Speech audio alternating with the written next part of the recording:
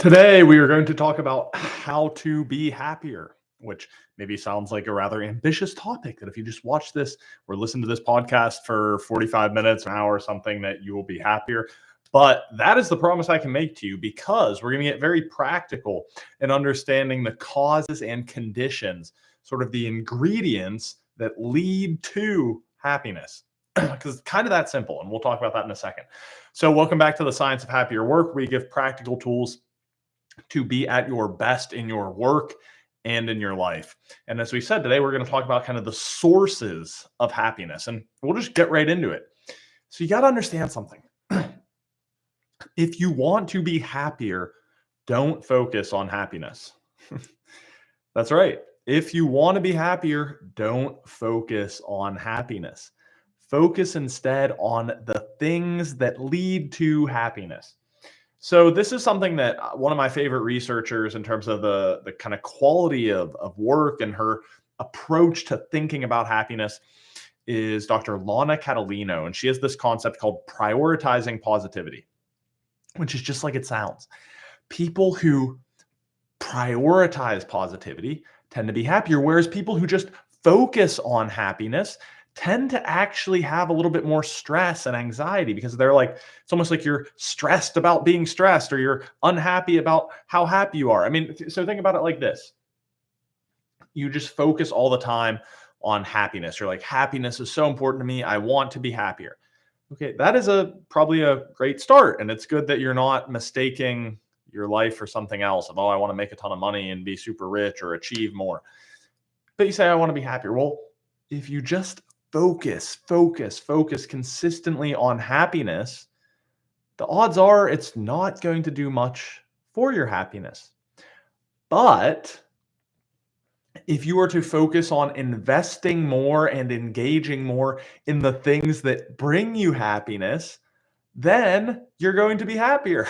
So it's kind of like the person who's always focusing on their weight and the number on the scale versus the person who focuses on getting outside and going for a run, on eating healthier, on getting a personal trainer, on going to the gym, right? It's focus on the inputs that leads you to the outputs. So understanding that, then we can start to shift a little bit our perspective on happiness, saying, well, if I want to be happier, which again, I suggest is probably the most important goal of one's life. If I want to be happier, then what do? Well, then I focus on the causes and conditions for happiness, the ingredients that lead to happiness. And in doing that, if you identify and you understand what those causes and conditions are, and then you practice them, you take action and change your behavior in a way that creates them, then you will be happier. It's really that simple. It is simple, but not easy. It's as simple as saying, if you understand the causes and conditions that lead to happiness. Now, some of those are going to be universal. That's what we'll talk about in this episode. They apply to everyone. Things like relationships, biological health, mental health, etc. Some of them are going to be specific to you. If you love to paint, that is not part of my happiness equation. So it's understanding both objective and subjective for you personally. What are the factors that contribute to your happiness? And then you prioritize investing in those things and developing them, and you get to be happier. So that's how it goes. So what are some of these things we can consider? Well, like I said, first, it comes down to some individual reflection that you want to think about for you. Where does your happiness come from? And there are many different ways you can do this, but I sometimes think about just a simple exercise is literally to just list out, I'm happy when blank, or blank makes me happy, or the happiest times in my life are blank. And you can literally just iterate through those. And again, that's where you find things that may be unique to you. Like for me, some of my happiest time is just going out and walking in nature and kind of the mindful meditation-y nature time. Okay, but that's just me. I really love reading as well because I'm a nerd. So my stuff is going to be very fantasy football draft. Okay, my stuff is going to be very different from your stuff. So the first piece is to do that reflection. Like, what are your unique ingredients and factors that lead to happiness? And then we get into some universals. These are non-negotiables, just like we all need food, water, and shelter to survive. There are certain things that we all need as part of our happiness equation. Let's talk about them. Again, we're trying to take things that's kind of a big and it can be complicated and happiness. And what do I do? Not necessarily easy, but we're going to make it very simple for you. You start with a checklist. BPR, biology, psychology, and relationships. At a high level, you need to have a biological foundation for physical health. This is like your basic energy and mood that comes from adequate exercise, proper diet, sufficient sleep, and even sufficient light and dark times, which we'll talk about in a second. This is your physical foundation because ultimately your mental and emotional energy is kind of built on top of your physical energy. I mean, really think about that. Even if you tend to be a pretty happy, positive person and you're having a really good week, if you have to pull an all-nighter for some reason, the next day you're probably not going to feel like your best self. So biology is the foundation. Then you have psychology, your thoughts and emotions. So learning to manage your own psychological state so that your patterns of thoughts and emotions tend to be more positive. You limit the bad, lean into the good in terms of the thought patterns and your emotional patterns, which again, we'll talk more about. Then the final bucket here is relationships.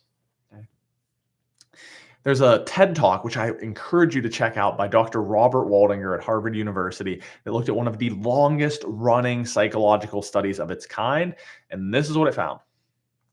The quality of your relationships determines the quality of your life. It is that simple. How happy you are and how long and how healthy you are in your life, like how long you live and how healthy you are, is determined by the quality of your relationship. So BPR checklist right there.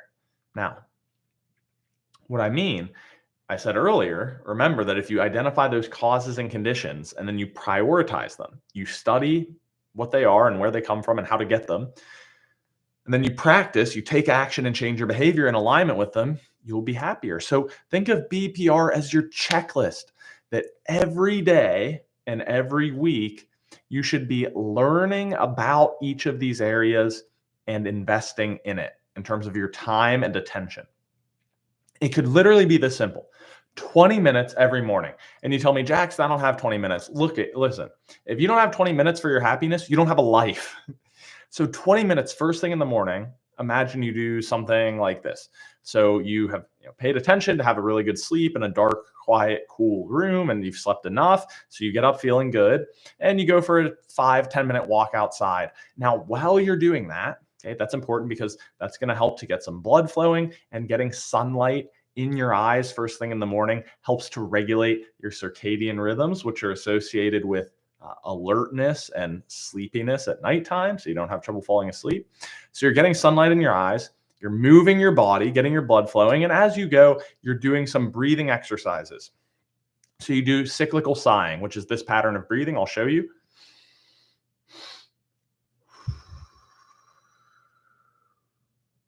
You're slowly breathing in through the nose. You take a second sharp inhale through the nose, and then you slowly sigh it out. Now, a randomized clinical controlled trial at Stanford University actually showed that simply breathing in that way for a few minutes every day for several weeks reduced anxiety across the rest of your day and improved your mood throughout the course of the day.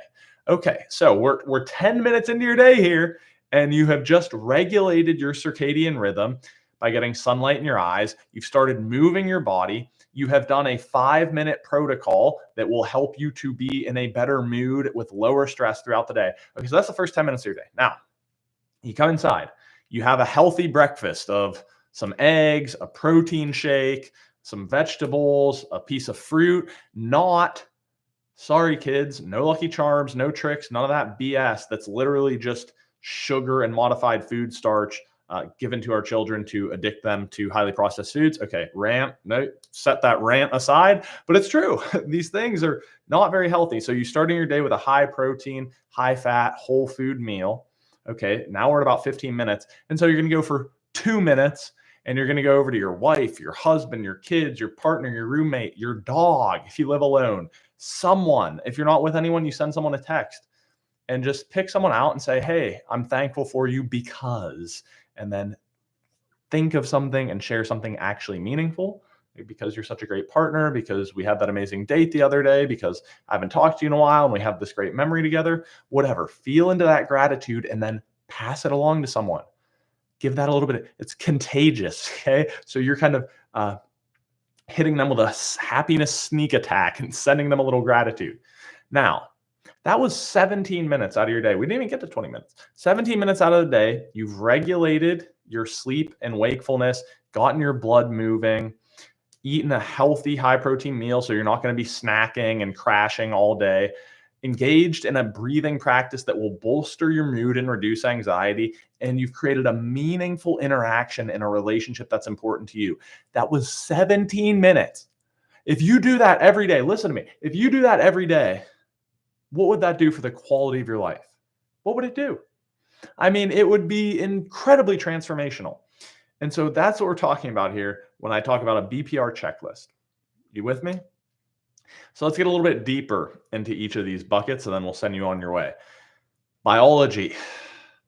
The first part of healthy biology is sleep. And more than just sleep, actual light and dark exposure. For example, it's been shown that people who experience inadequate darkness, so light during the periods in the middle of the night, let's say between, I don't remember the exact numbers from the study, but between like 1 a.m. and 5 a.m. or something like that, is associated with increased mental disorders and reduced mental health. Now, likewise, not getting some adequate light during the day can have similarly detrimental effects. But sleep is really the core pillar here. And sleep, according to sleep scientist Dr. Matthew Walker, is comprised of QQRT. That's the sleep equation. Quantity, quality, regularity, and timing. Quantity and quality are pretty obvious. You need to be getting at minimum 7 hours, but probably more like 8.5 to 9 hours. It needs to be quality, so you're not waking up. If you have sleep apnea, please get a CPAP machine. I don't know how many of my friends and family refuse to do it for no reason, because it's not like you're wearing it out in public. No one's going to see you. But again, disordered sleep like that is hugely detrimental for your mental health and your physical health. Regularity, which means consistency, is also important. And then the timing. This is about aligning it with your natural genetic disposition. We won't go too far into the weeds here, but it's kind of interesting. You can take something called the morning and eveningness questionnaire, which will show you if you're slightly more of a morning or slightly more of an evening person, and you can adjust your timing accordingly. So when you're dialed in on sleep, QQRT, there you have some protocols. Next, exercise. You know, I heard this frame once by one of my favorite happiness researchers, Dr. Tal Ben-Shahar. He says that if you're not exercising, it's not even about making you happier. If you're not exercising, you're not even at baseline levels for mood and happiness. And so what we're trying to do is just bring you up to baseline. So exercise, a good start place prescription, is aim for maybe 2 hours of zone 2, that's moderate intensity cardiovascular exercise, so about 135 beats per minute. That's every week. That's what you want to aim for.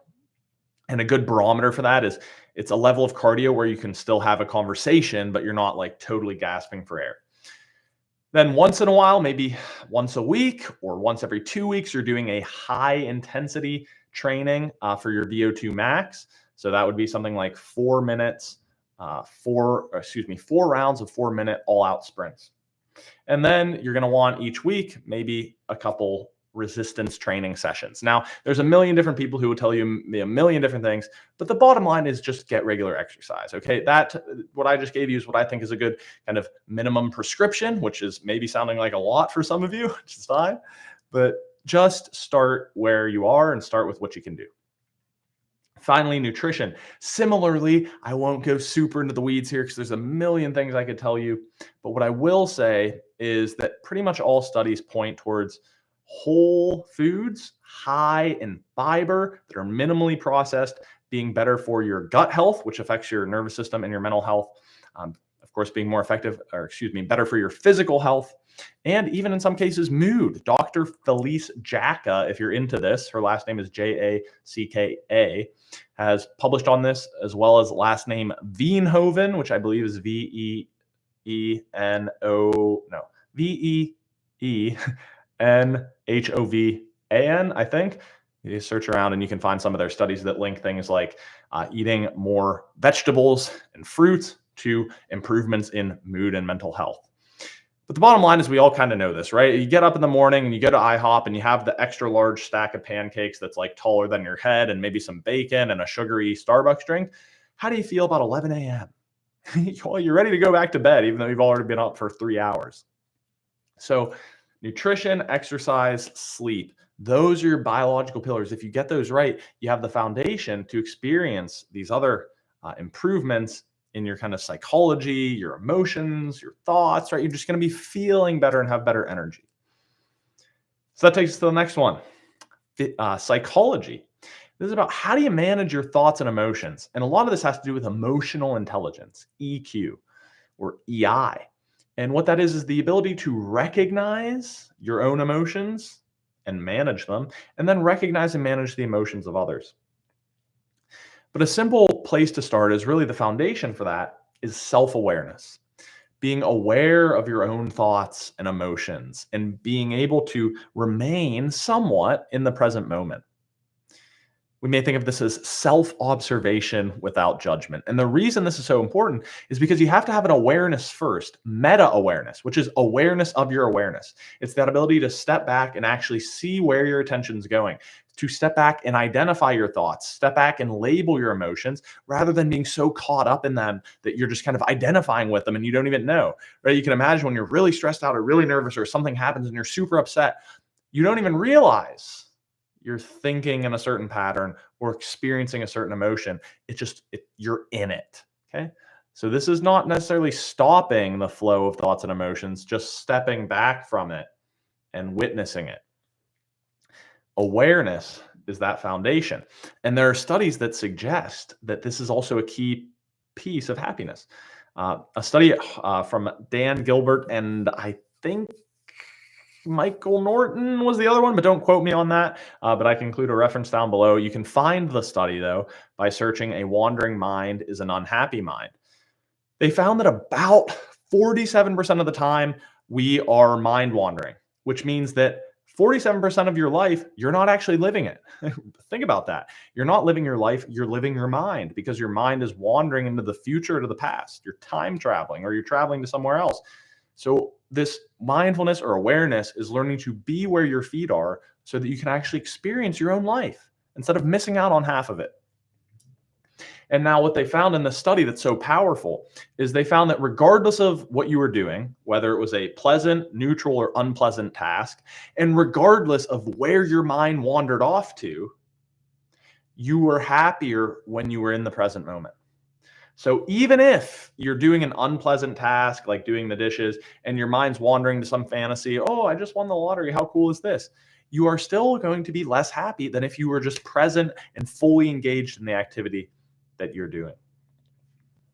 So this starts with trying to build your capacity for awareness, number one, so that you can recognize your thoughts and emotions and then manage them accordingly, but also just so that you can be here for your own experience of life. And that's going to help you feel more engaged, more absorbed, and ultimately happier in your day-to-day life experiences. So how do we cultivate awareness? Well, it's very difficult, but again, it's simple, not easy. And that's really what meditation is. All these different forms of meditation are about that. They're about training your capacity to be where your feet are, to be aware of what's ever happening in your inner and outer world. And so the simplest way to do that would be take a mindfulness program or just try meditation, which I could give an entire video on. But essentially, all forms of meditation, whether it's yoga, body scan, mantra meditation, where you recite something over and over, sitting meditation, like you tend to picture when you see a little Buddha statue right there. What they all have in common is the following. You are trying to bring your attention back to something in the present moment. Your breathing, your body, sounds, even if you're like doing martial arts, right? The movements. And every time your attention wanders off, because it will, you actually succeeded. Every time you failed, you've succeeded. That's often how I explain meditation.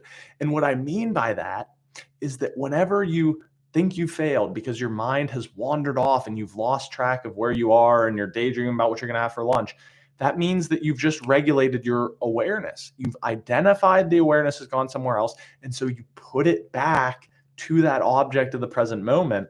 And in doing that, you've basically just done a repetition. You've strengthened your capacity to direct your attention back to the present moment. And as you do that over and over and over again, it never really gets easier, but eventually you get better at grounding in and being where your feet are and being present. And once you've done that, it's much easier to have an awareness of unhelpful thoughts and emotions.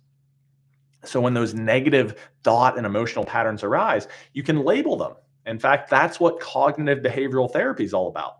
So you can do this without having to go see a therapist. Now, I'm not poo-pooing on that. If you have a therapist, you've worked with a psychologist or whatever, that's actually great. I've tried it myself. I think it's valuable. That said, you can apply the same tools that they use on you to yourself, where you have this awareness. You're able to identify, oh, I see that I'm fantasizing, or, oh, I see that I'm ruminating, or, oh, I see that I'm feeling a little bit insecure and there's some negative emotion there. I see that I'm frustrated. And then once you see it, you can intentionally manage it by just recognizing it and allowing it to pass, or potentially disputing that unhelpful thought. Disputing is a term that's used in cognitive behavioral therapy, where you have this thought that says, oh, I'm never going to succeed. I'm such a loser. I've failed. And I'm never going to be successful. And you say, oh, I see that inner voice and narrative, that inner critic. I see the thought pattern. And now I'm going to dispute it. Well, how about this list? I'll list 5 things right here of times where I actually did succeed. And I have this important meeting coming up where someone's really interested in what I do. And so I am disputing that unhelpful thought pattern. Likewise, you may apply an emotional antidote. So same thing, if I'm feeling that negative, hopeless kind of burden, then I may say, all right, what are 5 or 10 things that I'm really grateful for? You jot those down and you feel into them. Wow, when I think about this person or this thing or this place, I just love that person, and that dog is such a great pet, and I have so much to be thankful for. And you generate an antidote that flushes out that negative emotion.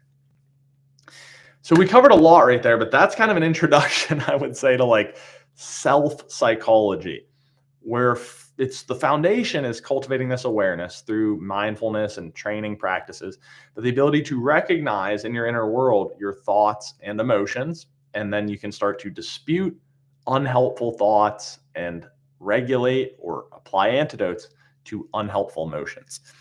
Now, that's a long process, but again, you can build some trainings in there where every morning I do my cyclical sighing, or every morning I do a meditation, or I go talk to a therapist, or I do journaling, right? Anything that's going to help evoke awareness of your thoughts and emotions so that you can optimize your psychology.